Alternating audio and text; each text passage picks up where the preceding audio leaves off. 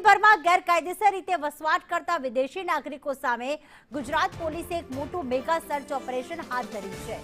ખાસ કરીને રાજકોટ શહેરમાં પોલીસ કમિશનરની સૂચનાથી 10 જેટલી અલગ અલગ ટીમો બનાવીને સઘન ચેકિંગ શરૂ કરાયું છે। પોલીસે રામનાથપરા અને ભગવતીપરા સહિતના શંકાસ્પદ અને સંવેદનશીલ વિસ્તારોને બાનમાં લઈને તપાસનો ધમધમાટ આદર્યો છે। આ ઓપરેશન દરમિયાન અંદાજે 272 જેટલા બાંગ્લાદેશી નાગરિકોની અટકાયત કરીને પૂછપરછ કરવામાં આવી હતી। મયુર અમારી સાથે જોડાઈ ગયા છે। મયુર, રાજકોટના કયા એવા વિસ્તાર કે જ્યાં સર્ચ ઓપરેશન કરવામાં આવ્યું, કેટલા શકમંદોની અટકાયત કરવામાં આવી છે?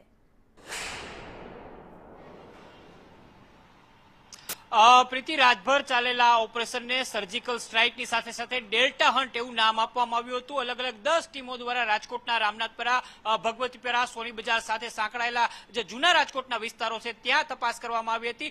5 મોટા પોલીસ સ્ટેશનો છે એ અંતર્ગત આ તપાસ કરવામાં આવી હતી। સામાકાંઠે પર તપાસ કરવામાં આવી હતી।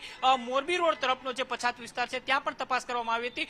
કુલ મિલાવીને 270 કરતા વધુ વિદેશીઓ છે તે રાજકોટની અંદર રહેતા હોવાની ઓળખ થઈ હતી। આ પૈકીના 5 બાંગ્લાદેશી ઘૂસણખોરો છે તેમની ઓળખ થઈ છે, જેમની પાસે એક પણ પ્રકારના આધાર પુરાવા કે પછી અન્ય કોઈ ડોક્યુમેન્ટ ભારતની અંદર રહેવાના ન હતા। આ 5ની સત્તાવાર રૂપથી અટક કરી લેવામાં આવી છે। આ ઉપરાંત 12 જેટલા બાંગ્લાદેશીઓ છે જેમની ઉપર શંકા છે પોલીસને, તેમની અટકાયત પણ કરવામાં આવી છે। તેમની પાસેથી કેટલાક ડોક્યુમેન્ટ મળ્યા છે, પરંતુ આ ડોક્યુમેન્ટ ફરજી હોવાની શક્યતા, સંભાવનાઓ જોવા મળી રહી છે। તેમના ડોક્યુમેન્ટનું વેરિફિકેશન છે એ કરવામાં આવી રહ્યું છે।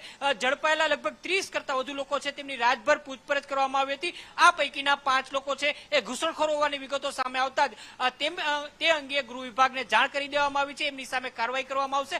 ડિપોર્ટ સહિતની કાર્યવાહી કરવામાં આવી શકે છે। પોલીસને શંકાસ્પદ લાગતા કેટલાક ડોક્યુમેન્ટ મળ્યા છે, જેમાં કેટલાક લોકો પાસે એક કરતા વધુ આધાર કાર્ડ અથવા તો આધાર કાર્ડ જેવી જ જે ભારતીય નાગરિકતા સાબિત કરે એ પ્રકારના કેટલાક શંકાસ્પદ ડોક્યુમેન્ટ છે મળી આવ્યા છે। આ ડોક્યુમેન્ટની ખરાઈ કરવા, આ ડોક્યુમેન્ટ તેમણે ક્યાંથી લીધા હતા એ તમામ બાબતે તપાસ છે એ પોલીસ દ્વારા કરવામાં આવી છે।